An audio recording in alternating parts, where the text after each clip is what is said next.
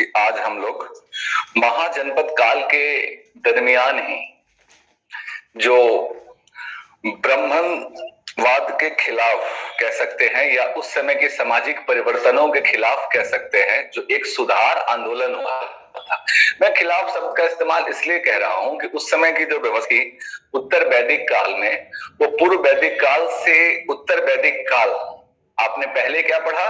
पूर्व वैदिक काल, फिर उत्तर वैदिक काल, और फिर हमने पढ़ा महाजनपद काल। तो आपने महाजनपद काल में तो बेसिकली महाजनपद के दरमियान के जो महाजनपद थे, खास करके हमने देखा था बिहार में, तो बिहार में अंग, बद्री संघ और मगध, तीन महाजनपदों में हमने ये समझने का प्रयास किया था कि क्या परिस्थितियां रही थी। उसी परिस्थितियों के स्वरूप में जो सामाजिक परिवर्तन हुए थे उस समय, वो क्या हुआ था कि चार वर्ण जो बहुत ही व्यवस्थित तरीके से, और जो वर्ण व्यवस्था थी जो पूर्व वैदिक काल में जन्मजात नहीं थी, कर्म के आधार पर थी, जैसा ऋषि अंगिरस वाला आपको कहानी बताया था। उसके बाद जब उत्तर वैदिक काल में वर्ण व्यवस्था सुदृढ़ हो जाती है, जिसमें गतिशीलता खत्म हो जाता है, यानी कि वर्ण जो जन्म के आधार पर तय होने लग जाता है, और अधिशेष यानी कि संपत्ति का सृजन शुरू हो जाता है, तो ब्राह्मण वर्सेस क्षत्रिय संघर्ष भी एक होता है, और शूद्रों की स्थिति बहुत दयनीय हो जाती है। और वैश्य जो मुख्य रूप से कर व्यवस्था के लिए बहुमूल्य योगदान दे रहे थे और जो आर्थिक गतिविधियों को मूल रूप से संचालित कर रहे थे, उनकी स्थिति भी लगभग शूद्रों के समकक्ष होती चली जाती है। तो इसी तरीके से क्या होता है कि उस श्रमण, ब्राह्मण और श्रमण, जो वेद को मानने वाले ब्राह्मण थे और वेद को न मानने वाले को श्रमण कहा जाता था, तो श्रमणों के द्वारा जो एक धर्म सुधार आंदोलन निकल के आता है, कई सारे संप्रदाय बनते हैं, उसमें से एक सबसे इंपॉर्टेंट जो रहता है वो बौद्ध धर्म, और बौद्ध धर्म का जो सबसे बहुमूल्य कड़ी रहता है वो यही होता है 6ठी शताब्दी ईसा पूर्व के दरमियान। और हम ये देखने का प्रयास करेंगे कि सबसे पहले उस समय का जो परिस्थिति था वो क्या था। हम जब बौद्ध धर्म पढ़ेंगे तो सबसे पहले ये समझेंगे कि उस समय का परिस्थिति क्या था। उम्मीद करते हैं कि आप सब जुड़ गए होंगे, और अभी जो आपको आवाज है वो कुछ पहले से बेहतर लग रही होगी। बाकी के जो आज क्लासेस हुई करंट की, या हम लोगों ने कल जो क्लासेस ली थी, पिछली क्लास जो हमने फ्राइडे को, उससे बेटर आपको वॉइस क्वालिटी मिल रहा होगा। अगर अभी भी वॉइस रिलेटेड कोई बहुत ज्यादा इश्यू है यानी प्रॉब्लम है, तो आप कमेंट बॉक्स में कमेंट करें, या अगर आपका काम चल पा रहा है तो हम सेशन स्टार्ट करें।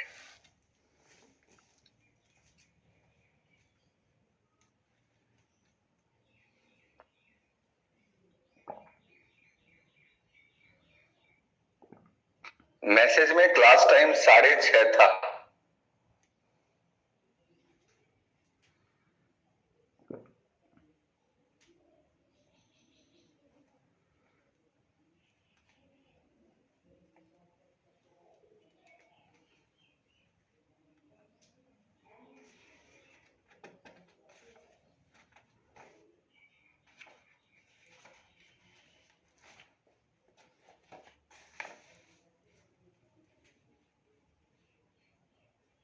पूरे सिस्टम को रिकॉर्डिंग मोड में क्लास है, मैं चेक कर लेता हूं। बहुत सारे हमारे प्यारे बच्चे जो हैं वो क्लास बाद में एक्सेस करते हैं। चलिए ठीक है, एवरीथिंग इज फाइन नाउ। तो जैसा कि हमने आपको बता दिया था कि 6ठी शताब्दी ईसा पूर्व, 6ठी शताब्दी बीसी ईसा पूर्व का एक घटनाक्रम है। इसका थोड़ा परिचर्चा हमने आपको कर दिया था। इसी में हमने आपको बताया था कि बौद्ध धर्म के जो आपका स्थितियां थी वो ब्राह्मणों के रूढ़िवादी धर्म के विरुद्ध आर्थिक और सामाजिक रूप से गिरे हुए नीचे के जो दो वर्ण थे, उनके भरपूर सहयोग और क्षत्रियों के नेतृत्व के दरमियान एक सुधारवादी आंदोलन के रूप में, जिसमें कि मूल रूप से मानवीय सरोकार और शांति अहिंसा का पुट शामिल करते हुए, छुआछूत यानी शूद्र वाले विभेद को खत्म करते हुए एक व्यापक आंदोलन चलाया गया। इसी आंदोलन के कड़ी से जो धर्म निकल के आया वो बौद्ध धर्म कहलाया। अब बौद्ध धर्म के प्रवर्तक जो हुए वो हुए गौतम बुद्ध। अब हम गौतम बुद्ध की अगर बात करते हैं तो सबसे पहले चर्चा ये आएगा कि गौतम बुद्ध थे, वो पहले तो गौतम बुद्ध थे ही नहीं, तो उनका सबसे, जब प्रारंभिक स्वरूप की हम चर्चा करेंगे तो गौतम बुद्ध प्रारंभ में क्या थे, तो गौतम बुद्ध प्रारंभ में बेसिकली भगवान बुद्ध ना होकर के उस सिद्धार्थ के नाम से जाने जाते थे, जिनका जन्म आपको कल भी, आपका पिछले क्लास में भी आपको बताया था कि अब वहां देखिएगा शाक्य कुल में, यानी कि शाक्य गणराज्य के अंदर आपका शाक्य कुल में अगर आपसे प्रश्न पूछा जाए, एक एक चीज आप नोट करते चलिएगा। गौतम बुद्ध शाक्य कुल में जन्मे, एकदम क्लियर कर लीजिएगा, यहां से कंफ्यूजन नहीं होना चाहिए। शाक्य कुल, क्षत्रिय, तो गौतम बुद्ध जन्म से क्षत्रिय कुल में जन्मे हुए थे, जिनका नाम क्या था, सिद्धार्थ। अगर बात करें तो प्रारंभिक नाम बुद्ध का, प्रारंभिक नाम जो था वो क्या था, सिद्धार्थ। तो शुरू में हम सिद्धार्थ ही बोला करेंगे, लेकिन जैसे ही इनको 29 साल के उम्र में बोध गया के बोधि वृक्ष के नीचे ज्ञान की प्राप्ति होता है, बोधित्व को ग्रहण करते हैं और वहां से ये अटेन करते हैं निर्वाणा को। यहां निर्वाणा का मतलब आपका निष्काम निष्मोक्ष हो जाना है, तो उस दरमियान उसके बाद ही इनका नाम पड़ता है गौतम बुद्ध। तो शाक्य कुल में शुद्धोदन पिता और माता महामाया, कंफर्म कर लीजिएगा, याद करते चलिएगा। यहां से क्वेश्चन आपके, दो क्वेश्चन बनने हैं आपके, एक जैन से एक बौद्ध से, या दोनों बौद्ध से। 1+1 में इस बार बिल्कुल बता दे रहा हूं, एक या दो क्वेश्चन बीपीएससी में यहां से आप करेंगे। तो जो सिद्धार्थ रहे, इनके माता पिता शाक्य वंश से थे, शाक्य कुल से थे। शुद्धोदन पिता और महामाया इनकी माता रही। तो याद हो गया मेरे प्यारे बच्चों, जन्म कब हुआ, इस प्रश्न का सीधा उत्तर एनसीईआरटी का जो डेटा है वही लीजिएगा। जगह जगह अलग अलग डेटा मिलेगा, आपको ऑप्ट नहीं करना है। यानी कि 563 ईसा पूर्व, बीसी लिखता हूं तो मेरे प्यारे बच्चों ईसा पूर्व समझिएगा। 563 ईसा पूर्व में शुद्धोदन माता और महामाया पिता, यानी कि इनके जो पेरेंट्स हुए वो शुद्धोदन पिता महामाया माता, जो कि शाक्य कुल क्षत्रिय वंश से थे, उन्हीं के घर में सिद्धार्थ नाम एक व्यक्ति का जन्म होता है, जिनका नाम सिद्धार्थ रखा जाता है। और ये जन्म आपको 563 ईसा पूर्व होता है। तो बात क्लियर है। बुद्ध धर्म के प्रवर्तक गौतम बुद्ध का जन्म आपका कहां होता है, ये भी इंपॉर्टेंट है। तो आपका यह ध्यान रखना चाहिए कि कपिल वस्तु के लुम्बिनी नामक ग्राम में, जो कि वर्तमान में आपका ये जगह कहां हुआ,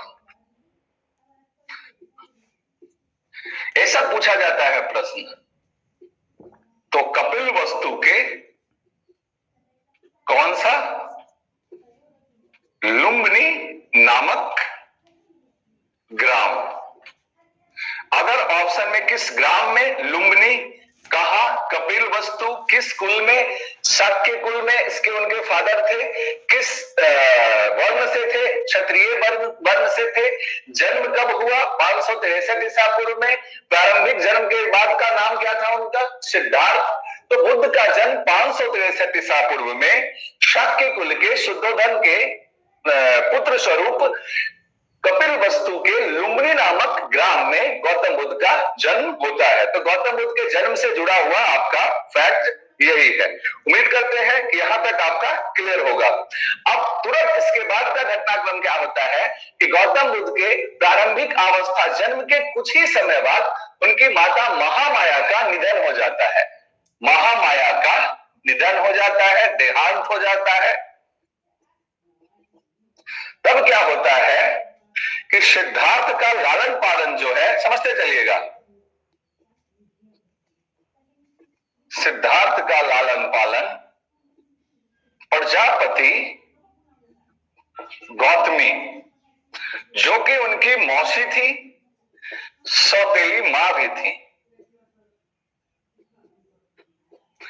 तो गौतम बुद्ध का लालन पालन बचपन में उनकी मौसी यानी सौतेली मां प्रजापति गौतमी के द्वारा होता है, जो कि बाद में उनके सबसे पहली महिला बौद्ध संघ में शामिल होने वाली, सबसे पहले बौद्ध संघ में शामिल होने वाली महिला का दर्जा इनको प्राप्त होगा।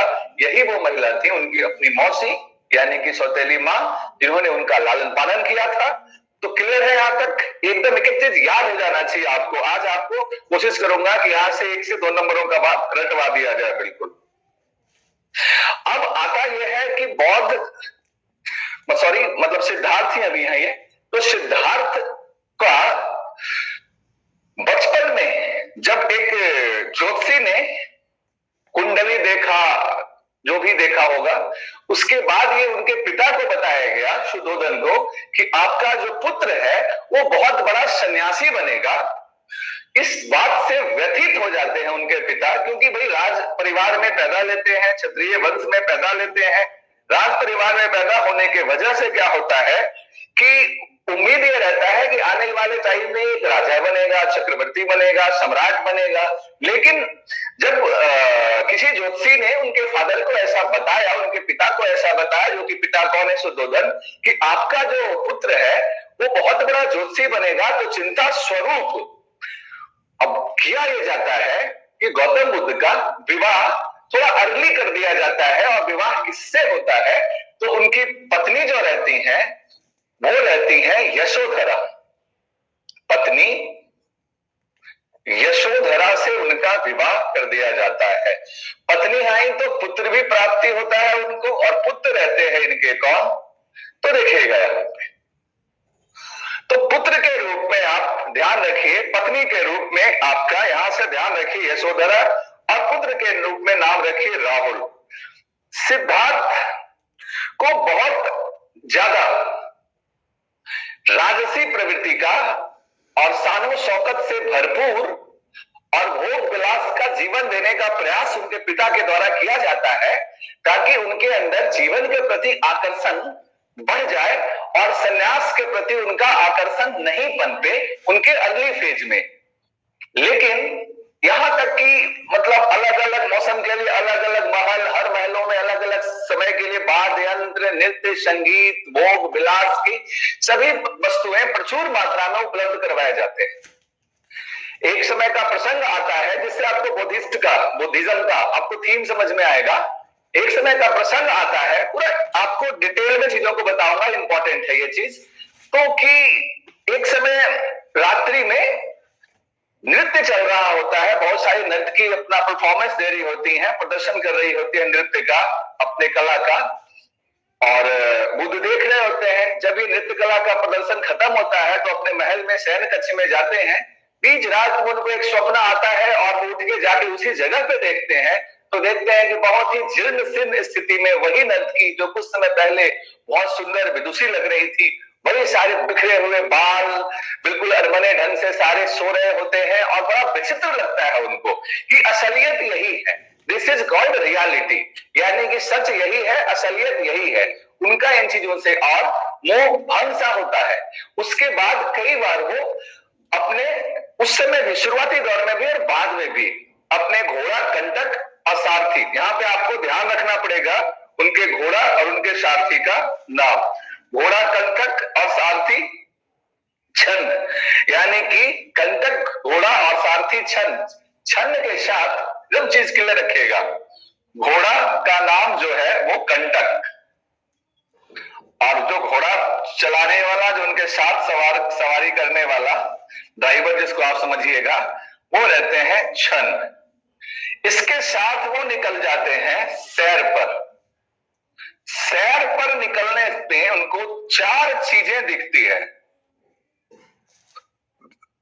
4 चीजें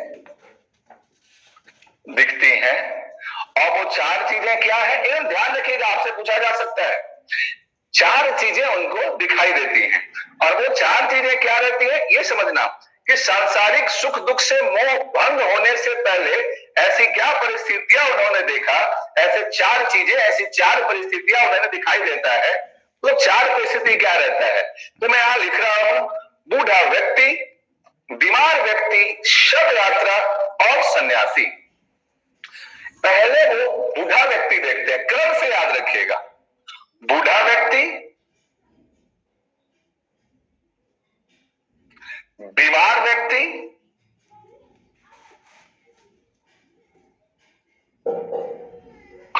शव यात्रा।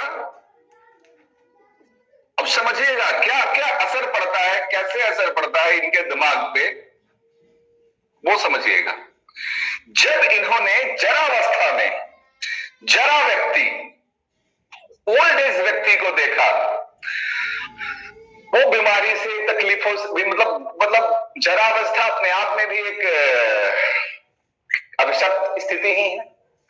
तो उस स्थिति में व्यक्ति को देखा, बहुत परेशान देखा, तो उन्हें एहसास हुआ कि हर व्यक्ति को ये अवस्था अटेन करना है, प्राप्त करना है, ऐसा आएगा।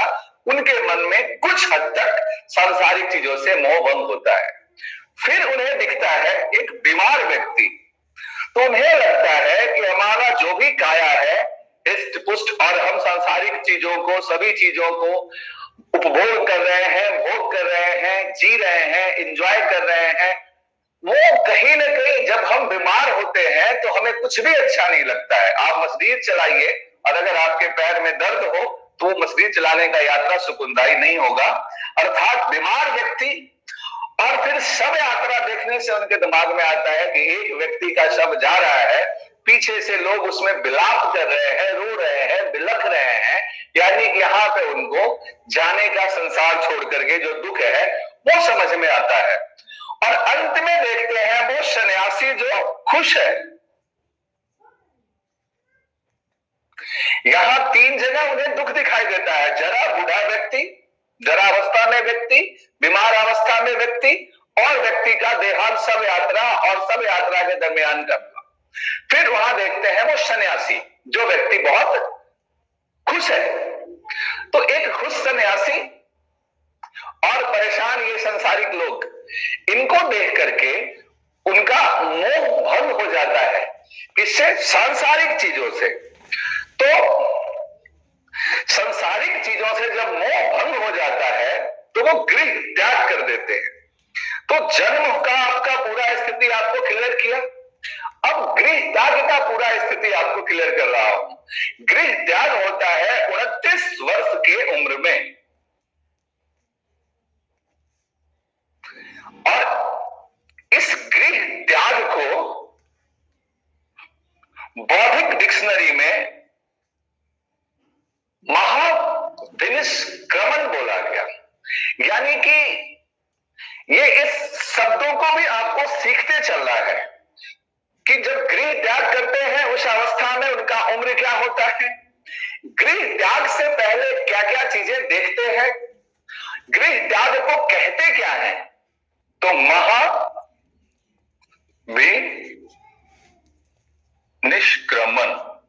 याद रखिएगा, अंडरलाइन कर दे रहा हूं, कई एग्जाम्स में पूछे जाते हैं। तो अब यहां से आप समझिए कि गौतम बुद्ध का जन्म और उनका महाविनिष्क्रमण के बीच की जो एक बेसिक स्टोरी बनती है वो आपके दिमाग में हमने क्लियर करने का प्रयास किया।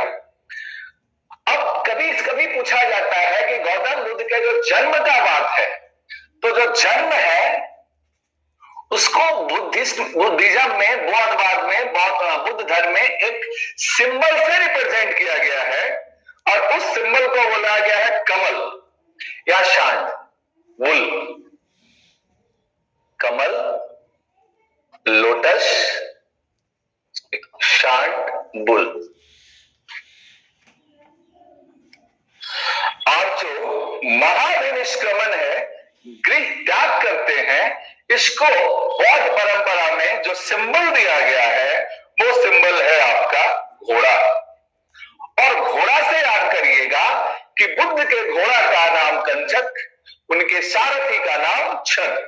फिर से मैं एक बार चीजों को रिपीट कर दूं, बौद्ध धर्म आपका 6वीं शताब्दी ईसा पूर्व में रूढ़िवादी ब्राह्मण धर्म में धर्म सुधार आंदोलन के रूप में उपजा हुआ एक पूरी व्यवस्था रही, जिसने धर्म परिवर्तन के मार्ग में एक नया धर्म का प्रवर्तन किया, जिसमें व्यास वर्ग, शुद्ध वर्ग का सहयोग और क्षत्रिय वर्ग का नेतृत्व मिला, और श्रमणों के जो वेद नहीं मानते थे, सहयोग से ब्राह्मण और श्रमण दो तरीके के लोग थे। श्रमण और उनके पूरे श्रमण व्यवस्था से निकल के बौद्ध धर्म आता है। बौद्ध धर्म के प्रवर्तक गौतम बुद्ध हुए। गौतम बुद्ध प्रारंभिक दौर में सिद्धार्थ के नाम से जाने जाते थे। सिद्धार्थ का जन्म 563 ईसा पूर्व में 563 ईसा पूर्व में हुआ था। कपिल वस्तु के लुम्बिनी नामक ग्राम में उनकी माता का नाम महामाया और पिता का नाम शुद्धोदन था। शाक्य कुल के क्षत्रिय वंश में जन्मे सिद्धार्थ। क्लियर है? कईयों को कंफ्यूजन होगा कि सर सिद्धार्थ तो महावीर का नाम नहीं था क्या? नहीं, वर्धमान महावीर का नाम था। क्लियर है? सिद्धार्थ के जन्म के कुछ समय बाद निधन हो जाता है उनकी माता का, जिनका नाम महामाया था। सिद्धार्थ का लालन पालन प्रजापति गौतमी अर्थात उनकी मौसी जो सौतेली मां भी थी उनके द्वारा किया जाता है। यही प्रजापति गौतमी जो रहती है वो बाद में जाकर के बौद्ध संघ में शामिल होने वाली प्रथम महिला होने का गौरव प्राप्त करती है। इसी दरमियान थोड़ा उम्र बढ़ने से सिद्धार्थ का विवाह यशोधरा से हो जाता है, यानी कि सिद्धार्थ और यशोधरा के संतान पुत्र की प्राप्ति होती है और राहुल नाम है। और 29 वर्ष के अवस्था में 4 परिस्थितियों को देखने के बाद, जिंदगी की सांसारिक चीजों की 4 स्थितियों को देखने के बाद गृह त्याग का मन बना लेते हैं। और इस गृह त्याग की घटना को बौद्धिक डिक्शनरी में महाविनिष्क्रमण बोला गया है। शहर पर 4 चीजें जो दिखती है वो चीजें रही। जरा यानी बीमार व्यक्ति, जरा मतलब बूढ़ा व्यक्ति, दूसरा बीमार व्यक्ति, शव यात्रा और खुश सन्यासी। तो यहां तक बिल्कुल क्लियर है, किसी प्रकार का कोई डाउट नहीं है। और साथ साथ ही ये चीजें याद रखते चलिएगा कि जन्म को कमल या शाद से सिंबलाइज किया जाता है बुद्ध धर्म के अंदर। महाविनिष्क्रमण गृहत्याग को कहते हैं, महाविनिष्क्रमण गृहत्याग को कहते हैं, और इसे घोड़ा से सिंबलाइज किया जाता है। तो एक बार आपका थोड़ा सा कमेंट देख लेता हूं, आराम से पढ़ेंगे 2-3 लेक्चर लेकर के इस पूरे कंटेंट को।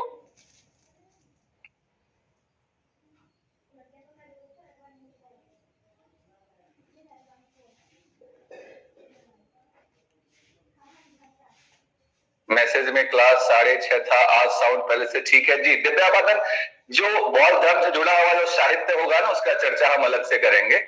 सिलसिलेवार पढ़ूंगा चीजों को, आज हम बिल्कुल स्विंग नहीं होने देंगे, दाएं बाएं नहीं होने देंगे, पूरा पढ़ा दूंगा आपको। बुद्ध का पहला गुरु अलार कलाम बिल्कुल सांख्य दर्शन से जुड़े हुए थे, ये सारा आ जाएगा। सारा चर्चा, सारा परिचर्चा हम आपको बौद्ध धर्म से जुड़ा हुआ देख लेंगे। आप बिल्कुल चिंता मत करिए, कुछ भी छोड़ा नहीं जाएगा, सब कुछ कवर किया जाएगा। हमने यहां तक आपको बता दिया। अब उससे आगे निकलते हैं। तो जब बुद्ध यहां से निकलते हैं, तो जब घर से बुद्ध निकलते हैं तो अब वहां पे क्या होता है? सबसे पहले 5 लोगों से उनकी मुलाकात होती है। विद्यावादन की कहानी को अगर माने तो 5 लोगों से उनकी मुलाकात होती है और वो 5 लोग के साथ ही मिलके तपस्या वगैरह करना शुरू करते हैं। फिर आपको सांख्य दर्शन, ध्यान रखिएगा, मैं मिटा दूं इसको, यहां तक का रीडिंग पूरा हो गया तो बाकी से मतलब सहयोग और समर्थन लेते चलूंगा। कुछ लोग कहते हैं कि सर थोड़ा आप स्पीड बढ़ा देते हो, तो मिटा दें अभी तक का सारा कंटेंट, बोर्ड साफ कर लें। यस, चलिए आराम से करेंगे, बिल्कुल परेशान नहीं होना आप लोग। अब हम आएंगे यहां से निकल के कि भाई जब घर छोड़ ही दिए हैं तब क्या होगा ये देखा जाएगा, है ना। अब कैसे कैसे गया पहुंचते हैं। कपिल वस्तु हिमालय के तराई में कोई जगह है, दिमाग में मैप बनाइएगा, मैप बहुत जरूरी है। हिमालय के तराई से निकला हुआ एक व्यक्ति गंगा नदी पार वार करके नाव पे बैठ के भटकते भटकते गया आ जाता है और फिर गया में उसे बौद्धित्व की प्राप्ति होती है, ज्ञान होता है प्राप्त बोधि वृक्ष के नीचे, और फिर वहां से वही सिद्धार्थ गौतम बुद्ध बन जाता है। क्या परिस्थितियां रही थी, उस उपरांत क्या हुआ था, तो देखिएगा अब वहां पे चर्चा क्या मिलता है कि महानिष्क्रमण के बाद की कहानी क्या बनता है कि सांख्य दर्शन के आचार्य अलाद कलाम नाम है, जिनको अल्मा मेटर बोलते हैं, इनके प्रारंभिक गुरु बोलते हैं, तो अलाद कलाम सांख्य दर्शन के आचार्य, ये जरूर जानिएगा क्योंकि सवाल आपसे सिर्फ ये नहीं पूछेगा, मेरे लिखवाऊंगा सारी चीजें, पहले सुन लीजिए। सांख्य दर्शन के आचार्य आर कलाम से वैशाली के समीप उनकी मुलाकात होती है, और दूसरा रुद्रक रामपुत्र उनके एक और धर्माचार्य होते हैं जिनसे उनको राजगृह में मुलाकात होती है। तो दो बातें याद रख लीजिएगा, घर से निकले तो ऑफकोर्स पहले आएगा वैशाली, उसके बाद आपका आएगा राजगीर, गंगा नदी, इधर आपका वैशाली पार करेंगे, इधर जाएंगे आपका राजगीर। तो जो वैशाली में सबसे पहले मुलाकात होता है वो आलाप कला, ये सांख्य दर्शन के प्रवर्तक कौन है?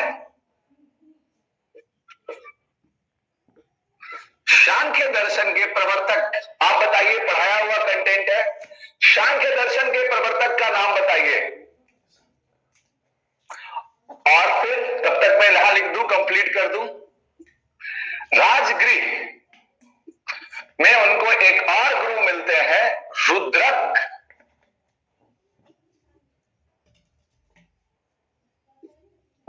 रामदूत। तो दो गुरु का चर्चा, देखिए आधार कलाम वाला कहानी सबको पता होता है, बहुत फेमस हो गया है, तो अगर ये आएगा तो सभी लोग करेंगे। अगर ये आएगा कि राजगृह में उनसे कौन गुरु की मुलाकात हुई थी, तो सवाल टफ बनेगा, और आप टफ सवाल करेंगे तो आपका सिलेक्शन का चांसेस बढ़ जाएगा। इसके बाद वो कहां पहुंच जाते हैं? इसके बाद वो पहुंच जाते हैं, बताइए कुछ आप भी तो इंटरेस्ट क्रिएट करिए। सबसे पहले तो हमें आप ये बताइए, मैसेज चेक करूंगा भाई, पढ़ाया हुआ कंटेंट है, 6 के 6 दर्शन और उनके प्रवर्तक का नाम आपको बताया था, हो सके फिर से आपको रिपीट करवा दूं। सांख्य दर्शन कपिल, बहुत बढ़िया बात है, आदर्श राज विपुल बता रहे हैं। सांख्य दर्शन कपिल, उसके बाद न्याय दर्शन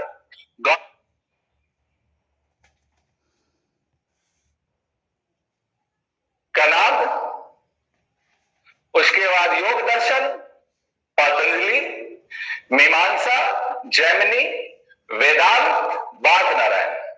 ठीक है, याद रखिएगा, पढ़ाया हुआ है।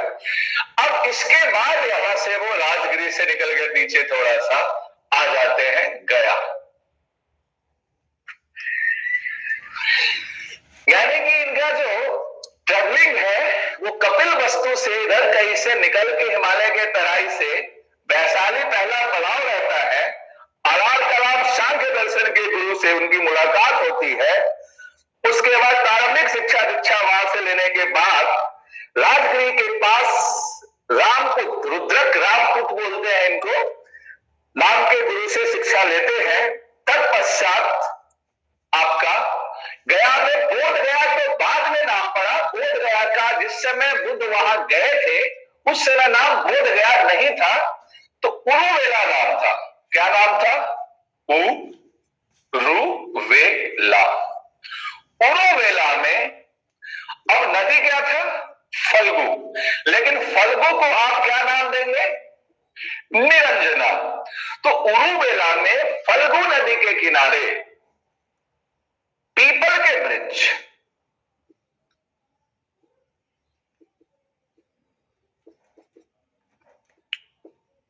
के नीचे 35 वर्ष की अवस्था में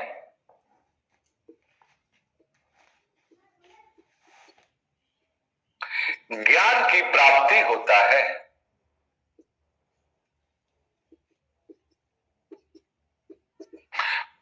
तो सबसे पहले वैशाली, वैशाली में शाक्य दर्शन के आपके आचार्य आर कलम से इनकी मुलाकात, फिर राजगिरी आना, राजगिरी में रुद्रक रामपुर से इनका शिक्षा दीक्षा, फिर आपके बाद, फिर उसके बाद इनका तत्पश्चात सिद्धार्थ उरुवेला पहुंचे। वहां पे 35 वर्ष की अवस्था में वैशाख पूर्णिमा भी याद रख लीजिएगा, जिसको बाद में हम बुद्ध पूर्णिमा के नाम से जानते हैं आजकल।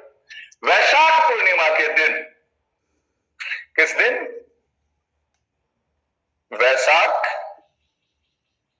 पूर्णमासी, पूर्णिमा के रात, 9 दिन की रात इन्हें ज्ञान की प्राप्ति होती है। सब कुछ याद करिए, एक एक फैक्ट याद कर लीजिए, सवाल बनता है यहां से। अब ज्ञान प्राप्ति के बाद ये बुद्ध कहलाए, इन्हें तथागत भी बोला जाता है, बोला गया, और शाक्य मुनि भी बोला गया। 3 नाम। इनको बौद्धित्व की प्राप्ति हुई, ज्ञान की प्राप्ति हुई, ज्ञान की प्राप्ति के बाद ये कहलाए बुद्ध। इन्हीं को शाक्य कुल में पैदा होने के वजह से शाक्य मुनि भी बोला जाता है, तथागत भी बोला जाता है।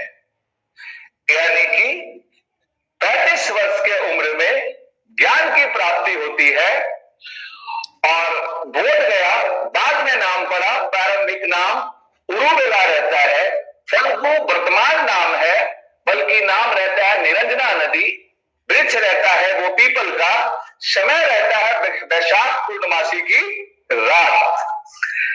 तो वैशाख पूर्णमासी की रात एक विवादास्पद कहानी है। दिव्यवादन से अगर निकालेंगे तो ये बातें नहीं आती है निकल के, लेकिन वही बौद्ध धर्म से जुड़ा हुआ कई सारा साहित्य ये बताता है कि इस दिन, इस दरमियान सुजाता नाम की महिला स्त्री के हाथों खीर खाते हैं और उसके बाद उन्हें ज्ञान की प्राप्ति होती है। तो एक एक चीज क्यों क्लियर कर रहा हूं कि स्टोरी बन जाए माइंड में, आपके स्टोरी बन रहा है माइंड में। तो स्टोरी बन रहा है क्या आपके माइंड में? एक पिक्चर बन रहा है, याद रखने में मदद मिलेगा, हाँ या नहीं बताइए। चलिए, कपिल तक बात सही है मेरे दोस्तों। यस, कपिल बन रहा है, सॉरी स्टोरी बन रहा है, बहुत अच्छी बात है। अभी लाइव है स्नेहा कुमारी, प्रफुल्ल, विपुल, कन्हैया, रिंकू, मृत्युंजय, कंचन, आदर्श, गौरव, हसंत, विशाल, बेबी कुमारी, नीरज, अमरेश और पुरुषोत्तम जी। आगे बढ़ता हूं। So story are forming in your mind.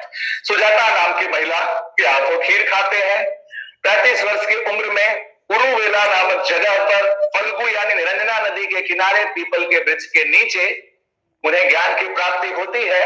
ज्ञान की प्राप्ति के बाद वही सिद्धार्थ जो होते हैं बुद्ध बन जाते हैं, जिन्हें शाक्य मुनि और तथागत के नाम से भी जाना जाता है। अब ज्ञान हो जाने के बाद दिव्यवादन में बड़ा विचित्र चीज है। आप में से जितने कितने लोग बोध गया घूमे हैं 7 अलग अलग स्थान पर। बड़ा इंटरेस्टिंग बात बता रहा हूं।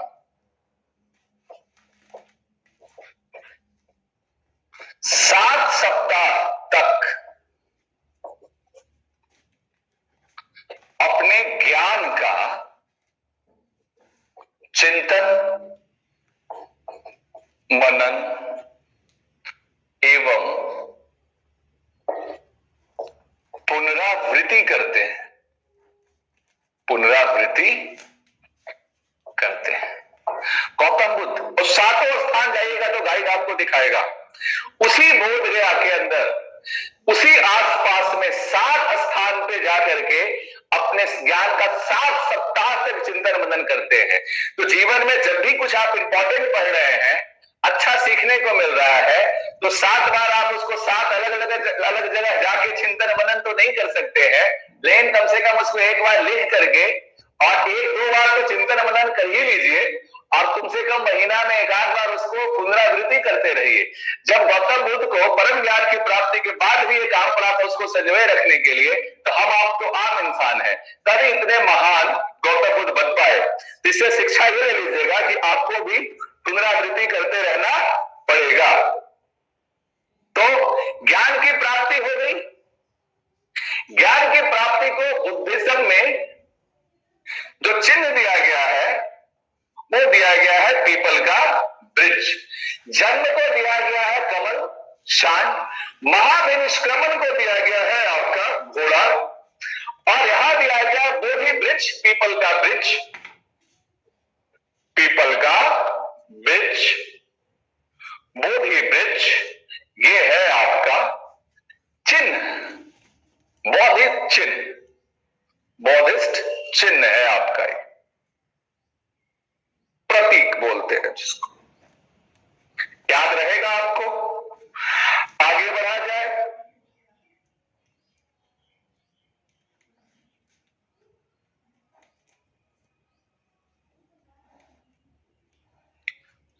चले आगे बढ़े। अब जब ये बुद्ध बन जाते हैं तो अब यहां से आगे की कहानी हम देखेंगे। फिर रिवीजन करवा दूंगा आपको कि सबसे पहले वो वैशाली में आलाल कलाम सांख्य दर्शन के आचार्य से उनकी प्रारंभिक शिक्षा दीक्षा होती है। राजगृह में रुद्रक रामपूत है, ये रुद्रक रामपूत नामक गुरु से इनकी मुलाकात होती है। तत्पश्चात ये उरुवेला पहुंचते हैं। उरुवेला में निरंजना नदी के तट पर पीपल के वृक्ष के नीचे 35 वर्ष की अवस्था में सुजाता नाम की महिला के हाथों खीर खाने के बाद उन्हें ज्ञान की प्राप्ति होती है, और वो रात रहता है वैशाख पूर्णिमा की रात, जिसे बुद्ध पूर्णिमा के रूप में आज हम मनाते हैं। और इस पूरे जो ज्ञान प्राप्ति का जो प्रोसेस का सिम्बोलाइजेशन बाद में बौद्ध धर्म में किया गया ग्रंथों के अंदर, वो पीपल के वृक्ष से किया गया। ज्ञान प्राप्ति के बाद वही सिद्धार्थ जो है शक्य मुनि बुद्ध या तथागत के रूप में जाने गए। ज्ञान प्राप्ति के तत्पश्चात वो 7 अलग अलग स्थान पर 7 सप्ताह तक अपने ज्ञान का चिंतन मनन एवं पुनरावृत्ति करते रहे। अब आगे निकले यहां से। अब इसके बाद उनके दिमाग में ये आता है कि हम क्या करते हैं कि जो हमें ज्ञान प्राप्त हुआ है वो सबसे पहले अपने सबसे पहले गुरु आयार कलाम को जाके सुनाते हैं, प्रवचन देते हैं। बट अनफॉर्चुनेटली वो इस दुनिया में नहीं थे, उनका देहांत हो गया था। फिर उन्हें लगता है कि ये प्रवचन जा करके हम अपने द्वितीय गुरु को सुनाते हैं। वो ध्यान करके देखे, पता पड़ा कि वो भी इस दुनिया में नहीं है। तब जाकर के उनके दिमाग में आता है कि अब चल के जो सबसे पहले जो हमारे साथ 5 लोग थे, 5 मान तो वही थे, 4 लोग जो थे, है ना, वो 4 लोगों को जाके सुनाते हैं। तो जब गौतम बुद्ध ध्यान करते हैं, अब वो गौतम बुद्ध बन चुके हैं, जब गौतम बुद्ध ध्यान करते हैं कि वो हमारे 4 लोग जो थे वो साथी कहां हैं, तो उनको ध्यान आता है कि वो जाके बैठे हैं सारनाथ में, ऋषिपत्तनम में। जगह का नाम क्या रहता है? ऋषिपत्तनम। तो अब होगा शुरू धर्मचक्र परिवर्तन। अब क्या शुरू होगा? धर्मचक्र प्रवर्तन, महाविनिष्क्रमण, ज्ञान की प्राप्ति, उसके बाद धर्मचक्र प्रवर्तन। बुद्ध का जन्म हुआ, महाविनिष्क्रमण में वो गृह त्याग किए, बोधि वृक्ष के नीचे ज्ञान की प्राप्ति हुई। तत्पश्चात उन्होंने ध्यान लगाया। तो ज्ञान प्राप्ति के बाद अब इस ज्ञान को हम संचारित करते हैं, इस संसार को थोड़ा ठीक करते हैं, सुधारते हैं।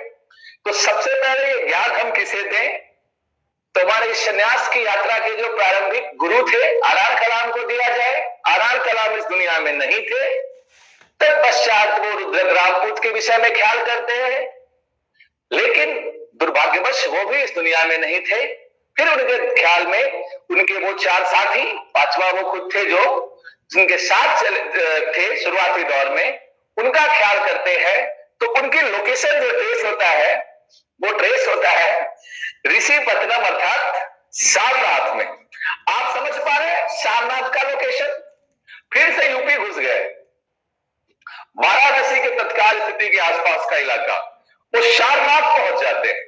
सारनाथ में उस समय नाम सारनाथ ऋषिकली नहीं रहता है, ऋषि पत्तनम रहता है, और वो पहला उपदेश देते हैं और उन लोगों को ही उपदेश देते हैं सबसे पहले, और वो धर्म चक्र प्रवर्तन के रूप में कहलाया। तो ऋषि पत्तनम ये सारनाथ का प्राचीनतम नाम रहा, जो वाराणसी के नजदीक है। यहां उन 4 लोगों को यह धर्म चक्र प्रवर्तन के तहत, यानी पहला बार जहां उपदेश दिया वो क्या कहलाया? पहला उपदेश। पहला उपदेश कहां देते हैं? तो सारनाथ ऋषिपत्तनम में। और वो क्या कहलाया? धर्म चक्र प्रवर्तन। तो ध्यान रखिएगा, महाविनिष्क्रमण गृहत्याग, धर्म चक्र प्रवर्तन जो पहला उपदेश देते हैं, और इसे प्रोसेस में जब बुद्ध निर्वाण की प्राप्ति करेंगे तो उसे महापरिनिर्वाण बोलते हैं। आजकल अंबेडकर साहब के निधन को भी महापरिनिर्वाण बोला जाता है, लेकिन वास्तविक महापरिनिर्वाण जो है वो गौतम बुद्ध को प्राप्त हुआ था। कोई दिक्कत यहां तक क्लियर है?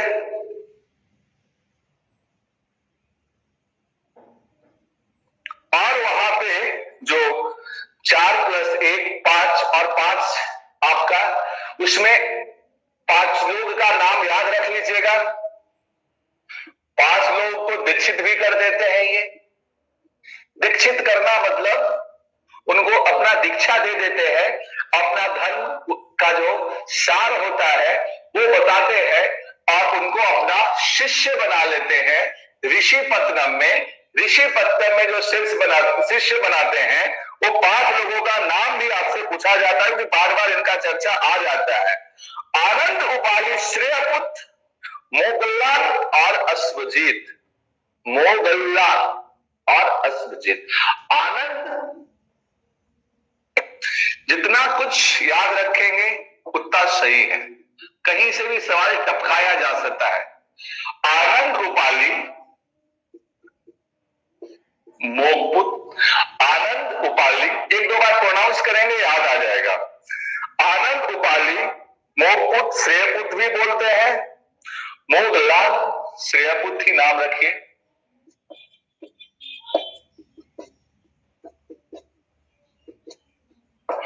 आनंद उपाली, श्रेयपुत्र, मोगलाल, और लास्ट में अश्वजीत का नाम।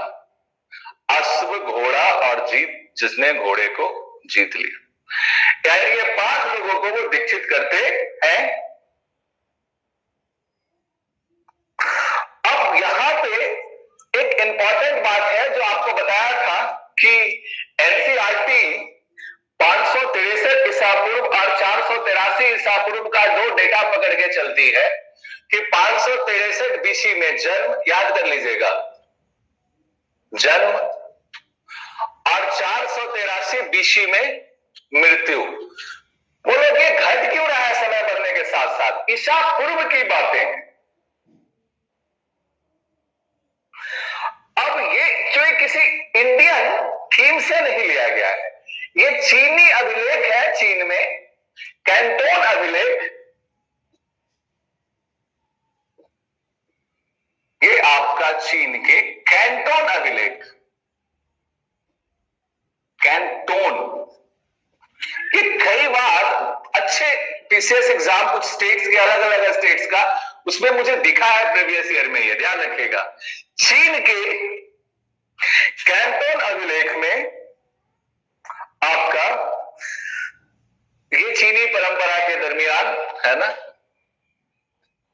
चीनी परंपरा से या चीन से लिख लो, चीन के कैंटोन अभिलेख से लिया गया है, क्योंकि ये सबको याद हो जाता है। तो बुद्ध का उम्र निकालिए, 563 - 483, 08, यानी 80 वर्ष। 80 वर्ष की अवस्था में बुद्ध का मृत्यु के बजाय शब्द यूज करते हैं हम, महापरिनिर्वाण। शब्द या बोल रहा हूं, महापरिनिर्वाण, इस पे आता है। उससे पहले की कुछ घटनाओं का जिक्र भी करना बहुत जरूरी है। अभी हम एकदम से महापरिनिर्वाण बुद्ध का नहीं करा सकते हैं, क्योंकि कई सारी घटनाएं हैं जिससे आपको सवाल पूछा जाएगा। पहला चीज कि ज्ञान प्राप्ति के बाद ये निकल गए सारनाथ। सारनाथ में जाके धर्मचक्र परिवर्तन के दरमियान आनंद, उपाली, श्रेयपुत्र, मोगलराम और अश्वजीत नामक 5 लोगों को दीक्षित किया। अब दूसरा, तीसरा और चौथा साल बहुत इंपॉर्टेंट रहता है। पहला साल तो वो निकल गया यहां से। अब दूसरा, तीसरा और चौथा, बौद्ध धर्म के अंदर वर्षा ऋतु का बड़ा महत्व है। वर्षा ऋतु के दरमियान सभी बौद्ध धर्मावलंबी जो होते थे, जो भिक्षुक होते थे पर्टिकुलरली, वो सारे के सारे अपने सभी किए गए पाप और पुण्यों का समर्पण करते थे बुद्ध यानी कि गौतम बुद्ध के प्रति। इस वजह से वर्षा ऋतु का बहुत महत्व रहा है। अब सवाल ये उठता है कि द्वितीय, तृतीय, चतुर्थ वर्षा काल उन्होंने बिताया कहां था?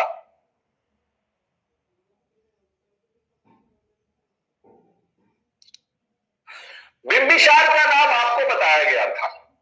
कितने लोगों को याद है कल के पिछले क्लास में हरेक वंश के बिंबिसार? बिंबिसार कहां? राजगृह, हरेक वंश। बिंबिसार के महल के निकट ही बिंबिसार ने ही वेलुवन, याद रख लीजिएगा, वेलुवन वाटिका बनवा दिया था इनके लिए। एक वाटिका जहां इन्होंने सेकेंड, थर्ड और फोर्थ वर्षा काल बिताया। वर्षा ऋतु के द्वितीय बुद्ध के ज्ञान प्राप्ति के बाद का द्वितीय, तृतीय और चतुर्थ वर्षा काल वो बिंबिसार, हरेक वंश के शासक बिंबिसार के महल के निकट राजगृह में ही वेलुवन के निवास में व्यतीत किया। और वेलुवन का निर्माण जो है बिंबिसार ने करवाया था। यह इंपॉर्टेंट है इसलिए कि कुछ एग्जाम में आपसे पूछा गया है।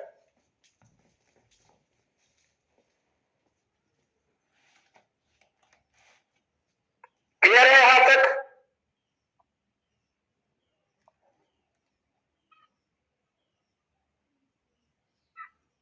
आगे बढ़े। 5वें साल में यहां से शिफ्ट हो जाते हैं। मिटा दो इसको, ये याद रखिएगा। थोड़ा मैथ लगा दिया कि आपको याद रहेगा। कुछ हमारे सामने इंजीनियर्स भी बैठे हुए हैं पढ़ने के लिए। आज 1-2 बच्चे तो हमारे 3 बच्चे थे हाँ ऑफलाइन भी क्लास ले रहे हैं, और वो तीनों के तीनों इंजीनियर हैं। उसमें से एक तो NIT पास आउट है, और वो कह रहे हैं कि थोड़ा सा सर याद की वजह से हो सकता है कि आज ऑफलाइन होने की वजह से थोड़ा सा मैं ज्यादा एक्सप्लेन कर पा रहा हूँ चीजों को। कई बार ऑनलाइन में हमें लगता है कि ये तो आता होगा, इतना टाइम लेंगे तो कैसे काम चलेगा। खैर, अब आते हैं 5वें वर्ष में कहां पहुंचते हैं? राजगृह से शिफ्ट करते हैं। ये जरूरी है, 8-10 वर्षों का उनका यात्रा बहुत जरूरी है। अगर ये नहीं पढ़ोगे तो आप बहुत दम समझ नहीं पाओगे। तो अब क्या होता है कि राजगीर से चल के लिच्छवियों की राजधानी वैशाली पहुंच जाते हैं और 5वां वर्षा काल वहीं बिताते हैं। और वहां पे वेलुवन के बजाय कुटाग्रशाला, 5वां वर्ष वैशाली, रहने का जगह एक जगह नहीं रह रहेंगे, क्योंकि इनको प्रचार करना था अपने धर्म का, अपने ज्ञान का। कुटाग्रशाला नामक वाटिका ही बनाया जाता था उन लोगों के लिए, जंगलों के बीच में पेड़ पौधा। फील करिए, 5वें वर्ष में ये कहां पहुंच जाते हैं? वैशाली।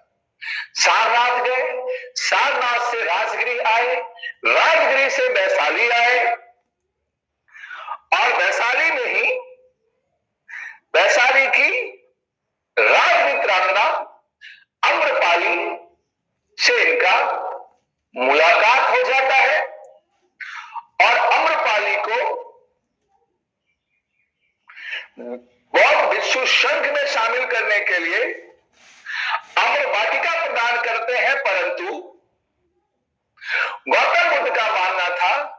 कि महिलाओं को संघ में शामिल नहीं करना चाहिए, अतः वो शामिल नहीं करते हैं।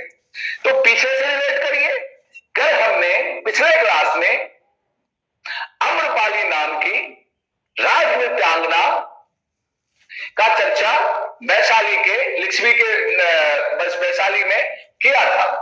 तो 5वें वर्ष में वैशाली जाते हैं, जहां उनकी मुलाकात उस दरमियान नगर नृत्यांगना राज नृत्यांगना नगर वधु वैशाली से होता है। अब उसे धर्म का उपदेश जरूर देते हैं, परंतु संघ में शामिल नहीं करते हैं।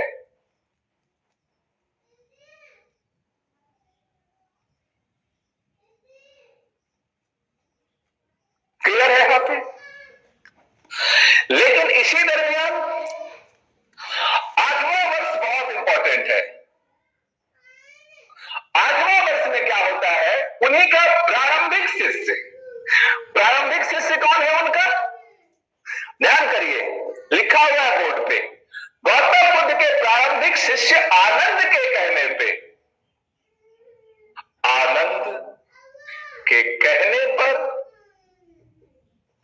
महिलाओं के लिए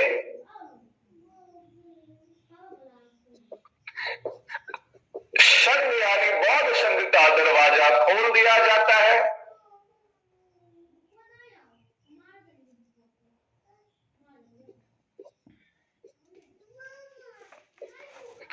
जहां मौसी यानी मां प्रजापति गौतमी को सबसे पहले संघ में शामिल करवाया जाता है। क्लियर हो गया? आनंद के कहने पर 8वें वर्ष में वैशाली में महिलाओं को संघ में प्रवेश करने का दरवाजा खोल दिया जाता है और प्रथम महिला जो बौद्ध संघ में शामिल होती हैं वो उनकी अपनी मौसी प्रजापति गौतमी होती हैं, जिनका चर्चा हम पहले कर चुके हैं। क्लियर है?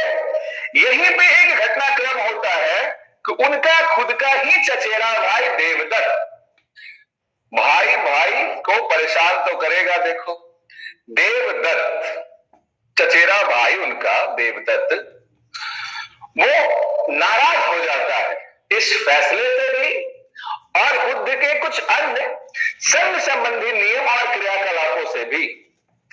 देवदत्त बुद्ध का चचेरा भाई सबसे पहले उनका विरोधी बना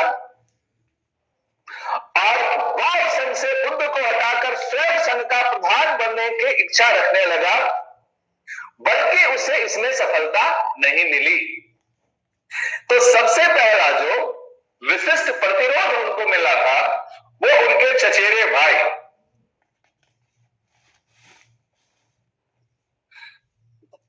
जिसकी कामना थी, महत्वाकांक्षा थी कि गौतम बुद्ध को हटा के वो खुद बौद्ध संघ का अध्यक्ष बन जाए, परंतु इस प्रक्रिया में उसे सफलता प्राप्त नहीं होता है।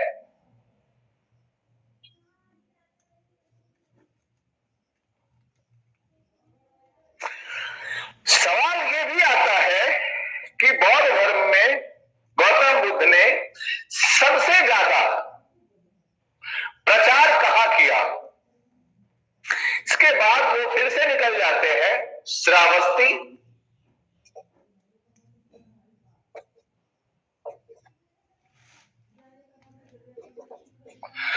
वो कौशल के श्रावस्ती चले जाते हैं। श्रावस्ती में सबसे ज्यादा समय तक धर्म प्रचार करते हैं। बुद्ध ने सर्वाधिक समय कहां दिया? तो कौशल के श्रावस्ती में। ये सब अपने आप में प्रश्न है मेरे प्यारे बच्चों। तो अब थोड़ा सा आपको रिकॉल कराते हुए और ये बताऊंगा कि बुद्ध के और समकालीन परिस्थितियों में कौन कौन से महत्वपूर्ण लोग थे और बुद्ध से उनका संबंध कैसा डेवलप हुआ। तो सबसे पहले ज्ञान की प्राप्ति 35 वर्ष की उम्र में उनको हो जाता है निरंजना नदी के किनारे फिर रिवीजन कर लेते हैं, किसका? गौतम बुद्ध रिवीजन करते हैं अपने ज्ञान का। तत्पश्चात ऋषि पत्तन सारनाथ पहुंचते हैं, पहला उपदेश देते हैं जिसे धर्म चक्र प्रवर्तन बोला गया। 5 लोग को दीक्षित करते हैं जो वही उनके साथी थे, आनंद, रूपाली, श्रेय पुत्र, मोहनलाल और अश्वजीत। यही आनंद के कहने पर 8वें वर्ष में महिलाओं के लिए संघ का दरवाजा खोल दिया जाता है और इसी प्रक्रिया के दरमियान आपको मौसी प्रजापति गौतमी को सबसे पहले संघ में महिला के रूप में शामिल करवाया जाता है। दूसरे, तीसरा और चौथा वर्ष वेलुवन, जो कि बिंबिसार ने बनवा के दिया था इनको रहने के लिए, वहां ये निवास करते हैं। 5वें वर्ष फिर से वैशाली चले जाते हैं, जहां एक कुशाग्रशाला नामक जगह में निवास करते हैं, जहां पे इनकी मुलाकात नगर वधु राजनीतांगना विदुषी अम्रपाली से होता है। लेकिन उसको अम्र वाटिका प्रदान करते हैं, परंतु उसको बौद्ध संघ में शामिल नहीं करते हैं। ये कंफ्यूजन बिल्कुल माइंड में मत लाइएगा। एक बाद में करते हैं, बाद में करेंगे, बताऊंगा। 8वें वर्ष में आनंद के कहने पर महिलाओं के लिए संघ का दरवाजा खोल दिया जाता है और उसी दरमियान देवदत्त उनके चचेरा भाई जो होते हैं वो इससे नाराज रहते हैं और भी कई संघ के कार्यक्रमों से नाराजगी के वजह से वो चाहते हैं कि तख्ता पलट कर दिया जाए और बौद्ध यानी गौतम बुद्ध को बौद्ध धर्म के संघाध्यक्ष से हटा करके स्वयं उनका स्थान ले लें। क्लियर है? इसको भी मिटा दिया जाए। अब सब कुछ ठीक चल रहा है, एकदम समझ में आ रहा है, सब कुछ याद होता चल रहा है।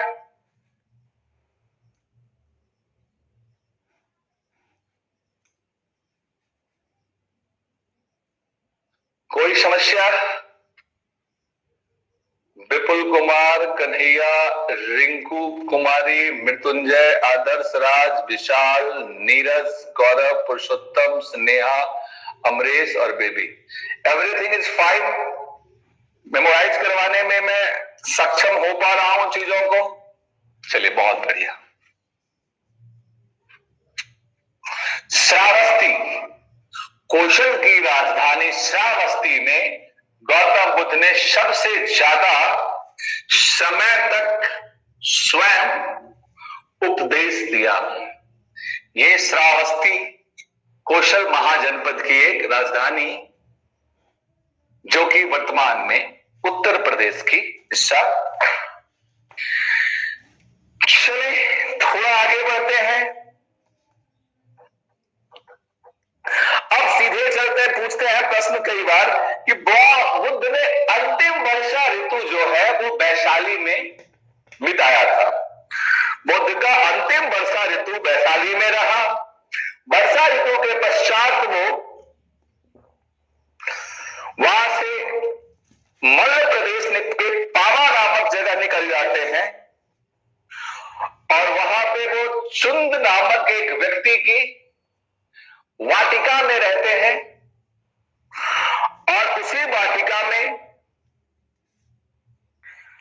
एक खाद्य पदार्थ था शुकर मद्दम, जिसको खाने से रक्त अतिसार हो जाने से कुशीनारा में ही महापरिनिर्वाण की प्राप्ति यानी देहांत हो जाता है, जिसे बुद्ध के भाषा में महापरिनिर्वाण कहते हैं। अंतिम वर्षा ऋतु अगर आपसे सवाल करे तो आप क्या करिएगा? वैशाली। इसके बाद जाते हैं कहां? मल प्रदेश, मल जनपद, महाजनपद, पावा में। यहां पे आपका चुंद नामक आपके अनुयायी के आम्र वाटिका में ठहरते हैं। आम का बगीचा,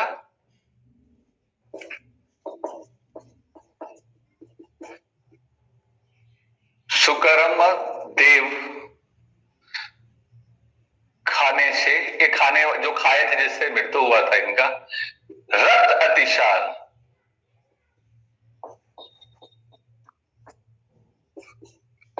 मृत्यु, और इस मृत्यु को बोला गया महापरिनिर्वाण।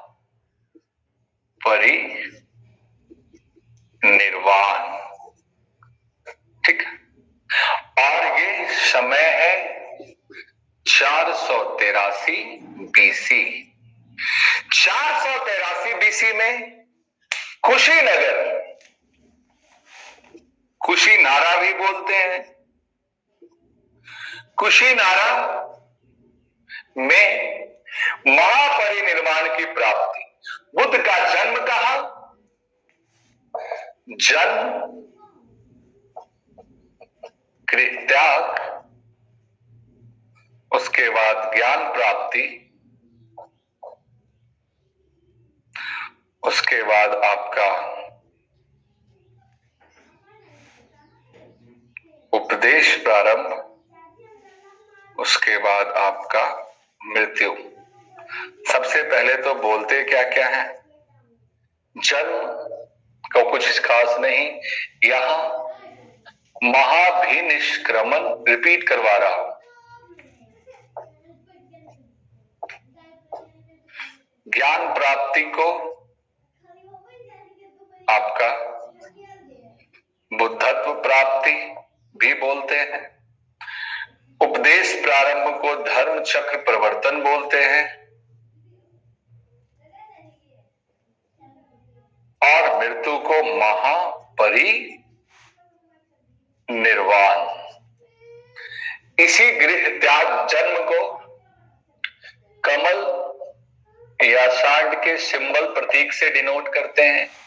गृह त्याग को घोड़ा बोला जाता है, ज्ञान प्राप्ति को बोधि वृक्ष यानी पीपल का वृक्ष, ऋषि पत्तम जहां उपदेश देते हैं।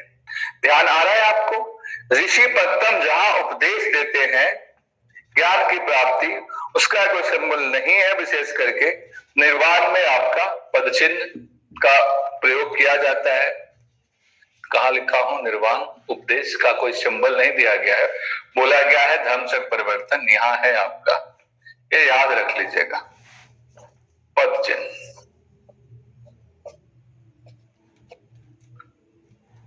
ठीक है, क्लियर है? जन्म 563 बीसी और मृत्यु 483 बीसी। 80 वर्ष का उम्र, 29 वर्ष की उम्र में गृह त्याग, 35 वर्ष की उम्र में ज्ञान प्राप्ति, और कुल मिलाकर के 80 वर्ष की अवस्था में गौतम बुद्ध का दुनिया से चला जाना। बौद्ध धर्म, बोधिसत्व और अपने अनुयायियों का एक बहुत बड़ा संस्थान छोड़ करके जो आगे बौद्ध धर्म के प्रचार में बहुत ज्यादा योगदान देते हैं। बुद्ध ने सबसे अंतिम वर्षा ऋतु वैशाली में और उसके बाद मल महाजनपद में जाना। चुंद नामक अनुयायी के आम्र वाटिका में ठहरते हुए शुकर्म देव खाने से रक्तस्राव से उनकी मृत्यु हो जाना। 483 ईसा पूर्व में उन्हें महानिर्वाण की प्राप्ति होती है। 80 वर्ष की अवस्था में वो जगह रहता है कुशीनारा। ठीक है, अब यहां से हम धीरे धीरे करके आगे की तरफ पढ़ना शुरू करेंगे। अभी आपको बहुत संगति वगैरह बहुत सारा डिटेल में जाने के बजाय सबसे पहले तो ये बताऊं कि बौद्ध के जो प्रारंभिक इंपॉर्टेंट शिष्य थे उसमें सबसे महत्वपूर्ण नाम तो दो हरेक वंश के शासक बिंबिसार और अजातशत्रु का लिया जाना चाहिए। कौशल नरेश प्रसेनजीत का लिया जाना चाहिए। उदायीन जो है ये आपका अवंती वाले उदायीन है, उनका लिया जाना चाहिए, है ना। तो बिंबिसार और अजातशत्रु से इनको बहुत सहयोग और समर्थन मिलता है। ये मगध से थे, हर्यक वंश। फिर कौशल में नरेश थे, राजा थे प्रसेनजीत, उनसे भी इनको बहुत सहयोग मिलता है। अवंती में उस समय उदयीन नामक शासक थे। उदयीन, उदयन नहीं, उदयीन नामक शासक थे। वो इन सब के समर्थन सहयोग से ही बौद्ध धर्म इतना ज्यादा प्रारंभिक दौर में भी फला फूला था। ये आपको क्लियरली पता होना चाहिए, क्योंकि आपसे पूछेंगे मैच कराने के लिए, और मैच नहीं बोलेंगे इनमें से कौन बुद्ध के समकालीन नहीं थे। उसमें आपका बिंबिसार रहेगा, अजातशत्रु रहेगा, और आपका अशोक डाल देंगे, और आपका कोई एक आध नाम और डाल देंगे। तो अशोक नहीं थे, क्लियर है। बौद्ध काल के दरमियान अशोक नहीं थे। अशोक आते हैं 272 बीसी के आसपास से उनका कार्यक्रम शुरू होता है। तो अब देखिएगा कि यह तो कहानी चल रहा है आपका 483 में तो बुद्ध है ही नहीं दुनिया में, तो बुद्ध के समकालीन कैसे होंगे? सवाल कंसेप्चुअल बना दिए जाते हैं। कितना रटवाया जाए आपको, कितना रटवाया जाए, रटने से काम नहीं चलना है।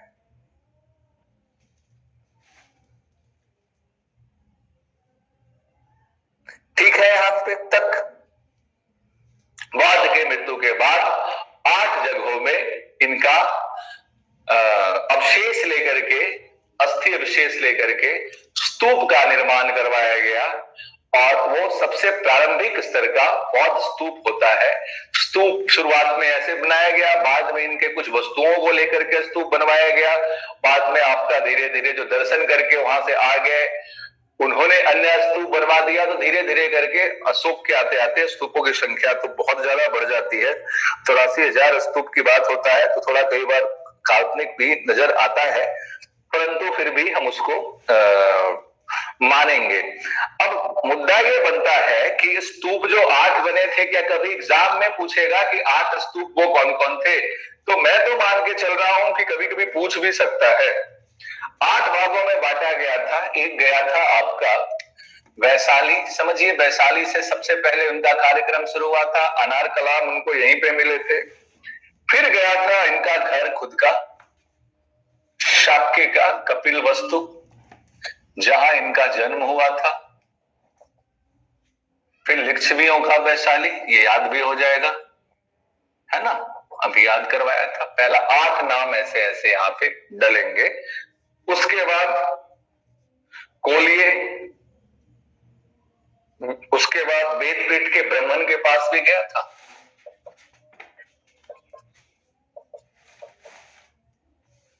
इस पे कई बार विवाद भी करते हैं कई जो इतिहासकार होते हैं।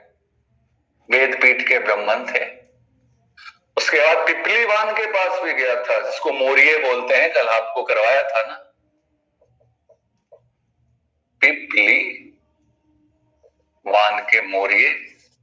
शाक्य बता दिया आपको, ये बता, मगध भूल गया था सबसे पहले। उस समय कौन थे? अजात शत्रु, जो कि बाद में प्रथम बौद्ध संगति करवाएंगे। हम लोग उस सब पे आएंगे, कॉन्सेप्ट बनाना जरूरी है।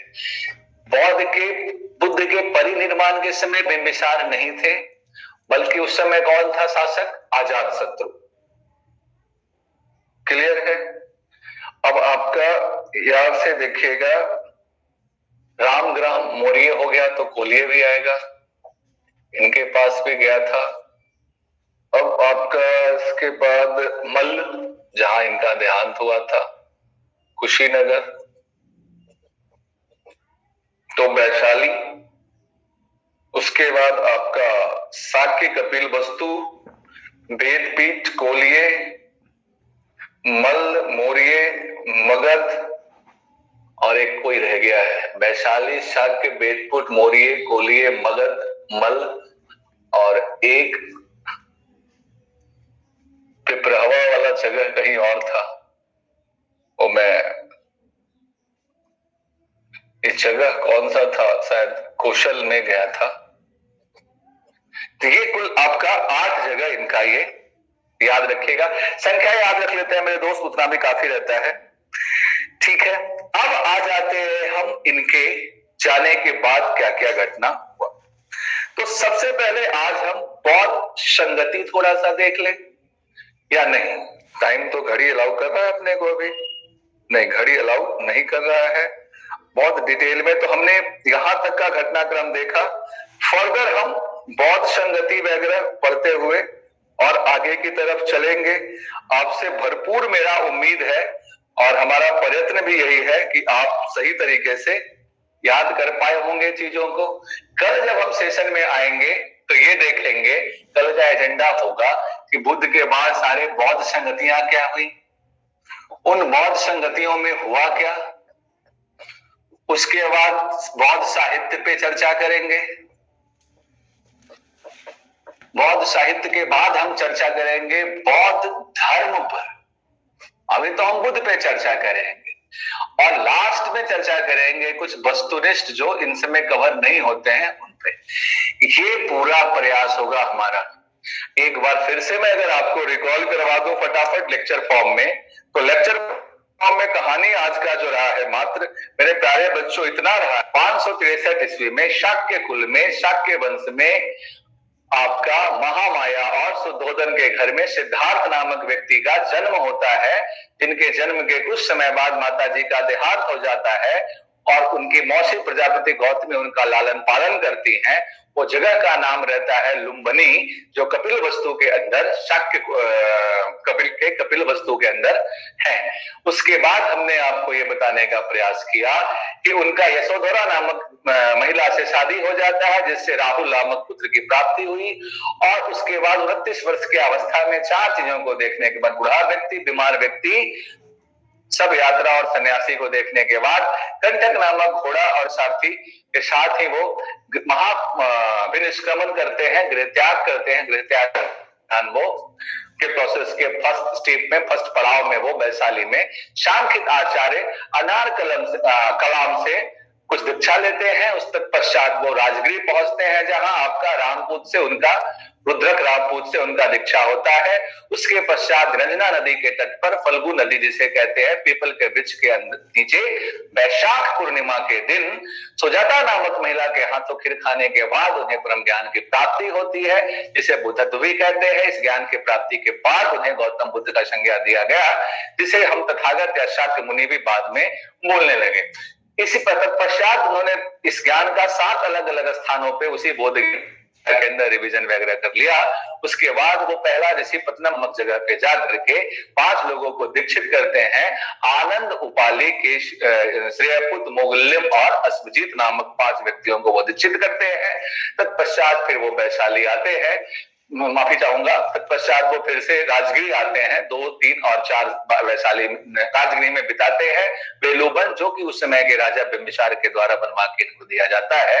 अब फिर 5वां वर्षा ऋतु वो फिर से वापस वैशाली में जाते हैं, वहां बिताते हैं। वहां नगर वधू अम्रपाली से उनकी मुलाकात होती है, उनको अम्र वाटिका एक उपहार में देते हैं, परंतु उन्हें बौद्ध संघ में शामिल नहीं कराते हैं। उसी दरमियान उनका देवदूत जो रहता है चचेरा भाई, उससे उनका गौतम बुद्ध का प्रथम विरोधी के रूप में उभर के आता है, खुद का चचेरा भाई, जो चाहता है कि गौतम बुद्ध को इसमें पदस्थापित करके सैन्य पे अपना आधिपत्य बना लिया जाए, लेकिन वो सफल नहीं होता है। 8वें वर्ष के अंदर प्रजापति गौतमी को एज ए महिला के रूप में बौद्ध संघ में शामिल करवा लिया जाता है। और इसके लिए बुद्ध तैयार नहीं थे, परंतु आनंद उनके प्रथम शिष्य को कन्विंस करने पे वो तैयार हो जाते हैं। उनके प्रिय शिष्यों में से एक आनंद रहते हैं। उसके बाद क्या होता है कि फिर से वापिस कौशल चले जाते हैं। कौशल के श्रावस्ती में सबसे ज्यादा इनका धर्म प्रचार रहता है। अगर आपसे सवाल ये पूछे सबसे ज्यादा समय तक धर्म प्रचार कहाँ किया, तो कौशल का श्रावस्ती आप उत्तर करेंगे। तत्पश्चात वापिस फिर से ये वैशाली आते हैं, और वैशाली आने के बाद क्या होता है कि आखिरी वर्षा ऋतु वैशाली में बिताने के बाद वहां से फिर मल्ल चले जाते हैं। मल्ल के कुशीनगर के अंदर उनका क्या होता है, चुंद नामक अनुयायी के अम्र वाटिका में ठहरते हुए शुकर महादेव खाने से रक्त प्रतिसार से उनका मृत्यु हो जाता है, जो कि आपका मल्ल महाजनपद के पावा। और ये कुशीनगर में उनका जो मृत्यु होता है, देह त्याग होता है, उसे महापरिनिर्वाण की संज्ञा दिया गया 483 ईसा पूर्व और 563 ईसा पूर्व। अब कॉन्टिन चीनी अभिलेख से दोनों तारीखों को निश्चित किया गया है, और बुद्ध की जो जीवन काल निर्धारित किया गया है वो 80 वर्ष निर्धारित किया गया है। इन द मीन वाइल आपको ये बताया कि जन्म को 583 बीसी में कमल और सांड से चिन्हित किया जाता है बौद्धिज्म में। फिर घोड़ा गृह त्याग को दर्शाता है, महाविनिष्क्रमण बोलते हैं। ज्ञान की प्राप्ति, बौद्धित्व की प्राप्ति बोधि वृक्ष से सिंबलाइज किया जाता है। उपदेश प्रारंभ, धर्म चक्र परिवर्तन, ऋषि पत्तनम, सारनाथ में 5 शिष्य वाली कहानी मृत्यु को पदचिन्ह से दिखाया जाता है, जिसे महापरिनिर्वाण करते हैं।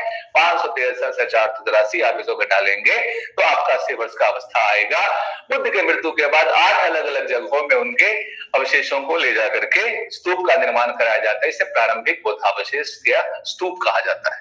तो आज हम यहीं तक देखते हैं। कल का एजेंडा हमने तय किया कि हम बौद्ध संगतियों पे, बौद्ध साहित्यों पे, बौद्ध धर्म के बेसिक्स, फिलॉसफी पे, दर्शन पे, बौद्ध दर्शन पे चर्चा करेंगे, और वस्तुनिष्ठ को देखते हुए हम बौद्ध धर्म को फिनिश करेंगे।